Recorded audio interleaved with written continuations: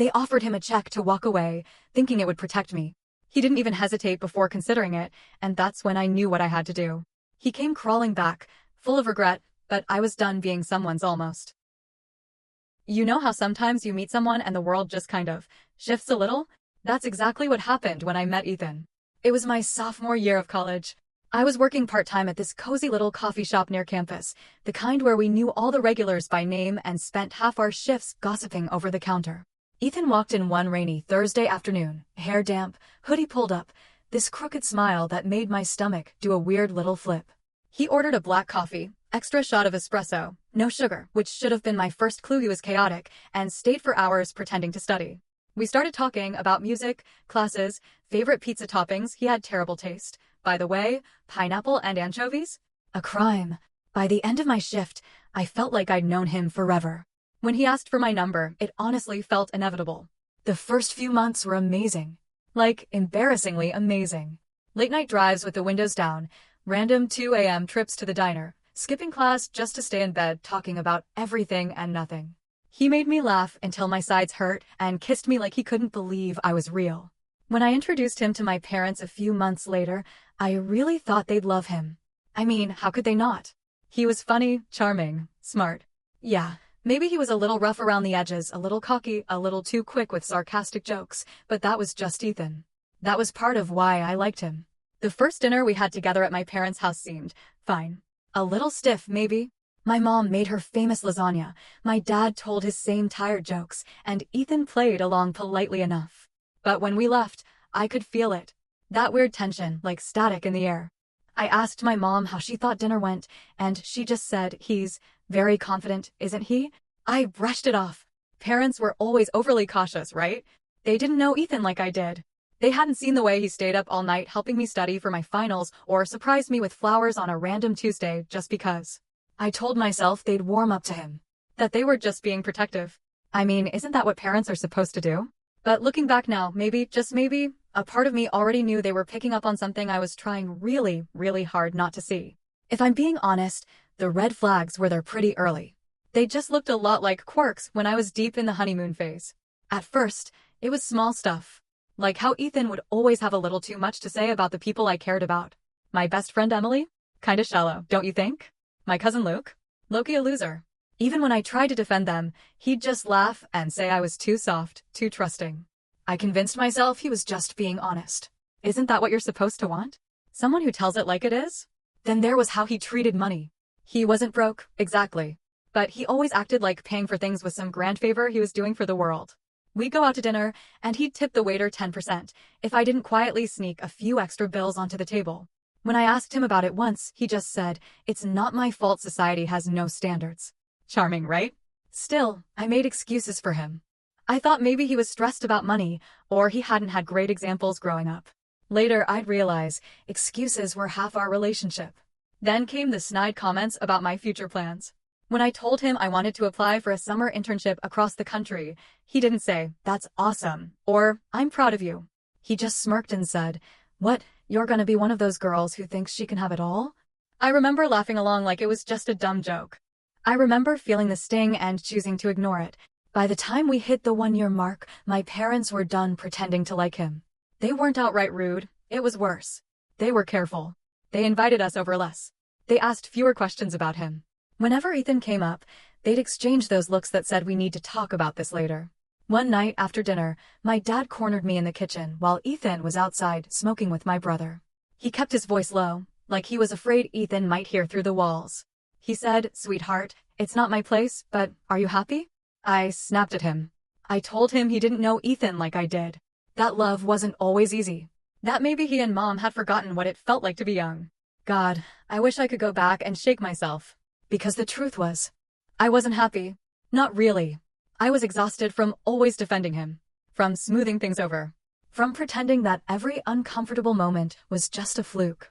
But breaking up felt impossible. How do you walk away from someone you wanted to believe in? So I stayed. And my parents stayed worried. Only I had no idea just how far they were willing to go to get me away from him. By the time we'd been together almost 2 years, the situation with my parents was bad. Family dinners were minefields. Every conversation felt loaded, like one wrong word would set off an explosion nobody wanted to acknowledge. Ethan, for his part, got cockier. It was like he enjoyed knowing my parents didn't like him. He'd toss in little jabs. Must be nice to have a trust fund. Or, wow, you guys love your little country club bubble, huh? Smiling like he thought he was being hilarious. I'd laugh awkwardly and kick him under the table, pretending it was all just playful teasing. My parents usually stayed polite, but I could feel the way my mom's hands would tighten on her wine glass. How my dad's smile would go just a little too still. At home, Ethan would complain about them constantly. They're snobs. They don't respect you. They're jealous you picked me instead of some boring rich kid. I started seeing them less, partly because I hated the tension, and partly because it was easier to just avoid the guilt altogether. Ethan loved that. He liked having me isolated, even if I didn't realize it at the time. But deep down, even while I defended him, a part of me missed my parents. I missed sitting with my mom in the kitchen late at night, making tea and talking about nothing. I missed arguing with my dad about football, even though neither of us actually knew what we were talking about. I missed feeling like I belonged somewhere safe. I think they knew they were losing me. And I think that's why they got desperate. It happened on a random Sunday afternoon. My mom called and asked if I could come by alone just to catch up, she said. I told Ethan she needed help setting up her new laptop. Not a lie, but definitely not the full story. He didn't seem to care. He was already halfway through a video game tournament with his friends. When I got there, it was just my mom and dad sitting at the kitchen table. No laptops. No coffee. Just serious faces. I sat down, heart already starting to pound, because I could feel something big was about to happen. And then my dad slid an envelope across the table toward me. "We want to help you," he said. His voice cracked a little. "We're willing to incentivize Ethan to leave, if that's what it takes." I blinked at them, not understanding. Incentivize? Inside the envelope was a check. A real check. A terrifyingly large amount written out, enough to pay off Ethan's debts, fix his car, maybe even start over somewhere else. I stared at it like it was a bomb about to go off. "We're not trying to control you," my mom said quickly. "We love you. We just see things you don't. We know you're not happy. And we know he's not who you think he is." I felt like I couldn't breathe. I wanted to scream at them. I wanted to cry. I wanted to tear the check into a million tiny pieces. But most of all, I wanted them to be wrong. I needed them to be wrong. I shoved the envelope back toward them and stormed out without saying another word. In the car, I sat gripping the steering wheel so hard my hands hurt. I wasn't even mad about the money, not really. I was mad because a tiny, ugly part of me wondered what Ethan would say if he knew about it. Would he laugh? Would he be offended? Or would he be tempted? I didn't want to know the answer. But I was about to find out. I held onto the secret for exactly 2 days. 2 miserable, guilt-soaked days where I couldn't even look Ethan in the eye without feeling like a traitor. It ate me alive. The check, my parents' desperate faces, the nagging fear that maybe, just maybe, they were right. I finally cracked on a Tuesday night. We were lying on the couch, some mindless action movie playing in the background. Ethan was scrolling through his phone, barely paying attention. I stared at the ceiling for a long time, heart pounding so hard it echoed in my ears. And then I blurted it out. Told him everything. About the check. About what my parents had said. About how they thought he was wrong for me. At first, he just stared at me, his face unreadable. Then he laughed. Like, full-on, deep belly laughed. Like it was the funniest thing he'd ever heard. I sat there frozen, not sure whether to laugh too or start crying. "Wow," he said, wiping tears from the corners of his eyes. "Your parents are even crazier than I thought." I let out this shaky little breath of relief. Maybe he was going to be mature about it. Maybe he'd make some joke about framing the check and hanging it on the wall. Maybe this would bring us closer, like some weird battle we'd survived together. But then he said, "So, how much are we talking about?" I froze. He was still grinning, but there was something behind his eyes now. Something sharp. Calculating. I mumbled the amount, almost ashamed to say it out loud. He let out a low whistle. "Damn, your parents must really hate me." He leaned back against the couch, tapping his fingers on his leg thoughtfully. "You know," he said slowly, "it's kind of flattering. I mean, if I'm such a bad influence, why not take the money? Make their dreams come true." I stared at him, horrified. "You're joking," I said. "Right?" But the way he smiled, that lazy, indifferent smile I used to find so charming, told me he wasn't. He was seriously considering it. "Think about it, babe," he said, turning toward me. "We could take the money, split it.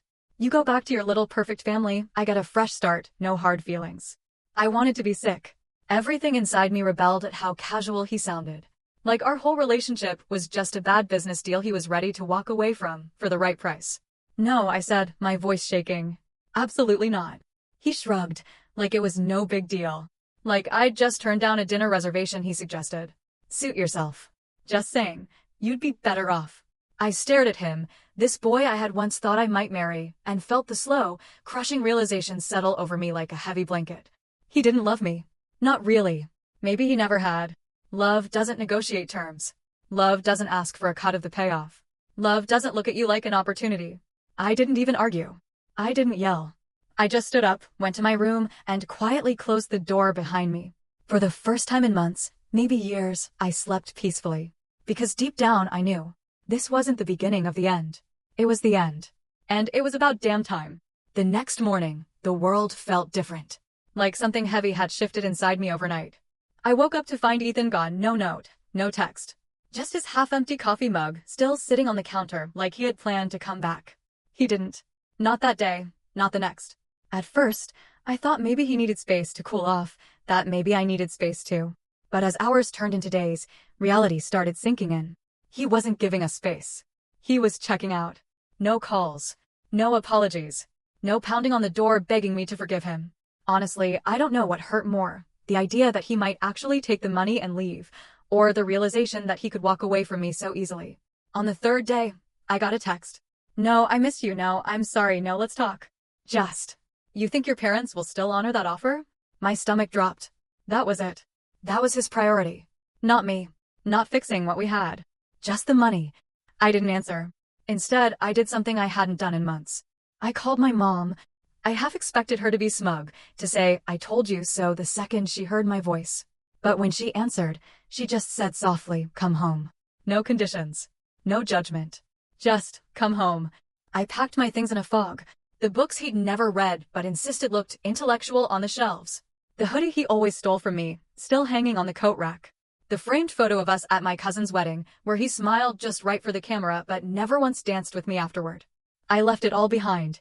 I kept waiting for him to show up. To block the door, to demand a fight, to make some last grand gesture the way they do in movies when someone realizes too late that they're losing something important. But he never did. The final confirmation came a week later. I was sitting on the back porch at my parents' house, bundled up in one of my dad's old jackets, drinking lukewarm coffee and trying to stitch myself back together, when my phone buzzed. It was a Venmo request. From Ethan. For half the cost of the couch we bought together. No joke. No apology. No explanation. Just a money request like we were two strangers splitting a bad Uber ride. I stared at my screen for a long time, feeling the last tiny shred of hope shrivel up inside me. And then, for the first time in forever, I laughed. Really laughed. Because it was so pathetic. After everything, he wanted a couch. He could keep it. He could keep the couch, the bad memories, the regret. I wasn't paying a single cent to stay tied to someone who had valued me so little. I deleted the request, blocked his number, and walked inside to where my mom was making dinner, humming along to some cheesy 80s song she loved. Home never smelled so good. I thought that was the end. I really thought I was done with him. But people like Ethan? They always come crawling back. And when he did, it was somehow even sadder than I ever imagined. When Ethan finally showed up again, it wasn't dramatic like I pictured. No flowers. No grand declarations. No emotional breakdown in the rain like a Nicholas Sparks movie. It was a Thursday. I had just gotten home from work, still in my scrubs, hair a mess, exhausted to the bone. I pulled into the driveway, and there he was, sitting on the hood of his car across the street, arms folded like he was posing for some tragic breakup mixtape cover. For a second, I just sat there in the car, hands gripping the steering wheel, debating whether to drive off and pretend I didn't see him. But some sick part of me wanted to hear what he had to say. Maybe I needed it, the final nail in the coffin. I got out slowly, crossing my arms over my chest. We stared at each other across the street, the late afternoon sun throwing long shadows between us. He was the one who broke the silence. Hey. I didn't answer. He pushed off the car, walking toward me like he thought this would be some sweet reunion. I took a step back. His face fell just a little. You look good, he said, like it was an apology. I raised an eyebrow. You Venmo requested me for a couch. He winced. Yeah, that was stupid. I waited. He shuffled awkwardly, hands stuffed into his jacket pockets. I've been thinking, he said. About us. About everything. I said nothing. Let him squirm. I messed up, he continued. I was scared. I felt like your parents were trying to control everything, and I didn't know how to fight back except to. He trailed off, realizing maybe mid-sentence how weak it all sounded. I was stupid, he said again. I should have fought for you. He looked at me, really looked at me, for the first time in what felt like forever. And for once, I didn't feel that familiar ache. I didn't feel sad or angry or even nostalgic. I just felt tired. So tired. You didn't lose me because of my parents, I said quietly. You lost me because you treated me like I was something you could trade for a check. He flinched. I loved you, I said. I would have fought the whole world for you. But you? You wouldn't even fight for me. He stepped forward, desperation flickering across his face. I can change. I can fix it. We can start over. I smiled. Not bitter. Not angry. Just done. No, Ethan, I said. We can't. I turned and walked up the driveway, heart hammering but steps steady. He called after me once, my name, sharp and cracking, but I didn't look back. I didn't have to. I heard him get in his car. He peeled away from the curb, tires squealing like some angry teenager denied a toy. And that was it. No more texts. No more Venmo requests. No more late-night apologies or accidental, I miss you drunk calls. He was gone. And for the first time in a long time, I was free. Really, truly free. The thing is, you think the world will end when you lose someone you loved. But sometimes, it's not the end. It's just the beginning of the version of you that no longer begs to be loved halfway. It didn't happen right away. For a while after Ethan peeled out of my life, it was like he disappeared completely. No texts, no phone calls, no desperate messages begging for a second chance. I thought maybe, just maybe, he'd finally realized what he lost and decided to live with it. But people like Ethan? They don't let go that easily. It started about 2 months later. Random DMs from fake accounts on Instagram, ones with no profile picture, no followers, just little messages like, I miss you. Hope you're happy. We could have had everything. I ignored them, blocked and moved on. I was too busy building something better, going out with friends again, laughing without worrying about who I'd offend, breathing without feeling like I owed someone an explanation. But then one night he cracked. It was 2:13 a.m. when my phone buzzed with a number I didn't recognize. I should have ignored it. Should have gone back to sleep. But some stubborn part of me, that tiny leftover piece of curiosity, answered. It was him. Drunk, of course. His voice thick and slurred, wobbling between anger and sadness. I screwed up, he said. I thought I was being smart, taking control, winning or whatever. He gave a bitter laugh. But I lost you. And you were the only good thing I ever had. I sat there, phone pressed against my ear, staring at the cracks in my ceiling. Feeling nothing. Not pity. Not anger. Not longing. Just this quiet, clean certainty that there was nothing left between us but ashes. He begged me to meet him. Said he just needed to see me, to explain, to start over. I told him no. And not because I wanted to hurt him, but because sometimes the kindest thing you can do for yourself is close the door someone keeps trying to wedge open. Even if they're pounding on it with everything they have. Even if they're crying behind it. Even if once upon a time, you loved them. I hung up before he could say anything else. The next morning, I blocked the new number. And I blocked any sadness too. Because I wasn't the same girl he walked away from anymore. I was the girl who knew better now. The girl who understood that real love doesn't make you doubt yourself. It doesn't treat you like a gamble. It doesn't make you choose between loyalty to yourself and loyalty to them. Ethan taught me that lesson the hard way. And I don't hate him for it. In a weird, twisted way. I'm grateful. Because without his betrayal, I might never have realized just how much I deserve. Not halfway love. Not love with conditions or calculations. The real kind. The kind that stays. The kind that builds. The kind that never, ever asks you to shrink yourself down to fit into someone else's small idea of you. Ethan lost the chance to love me. But I found the chance to love myself. And honestly, that's the best ending I could have asked for.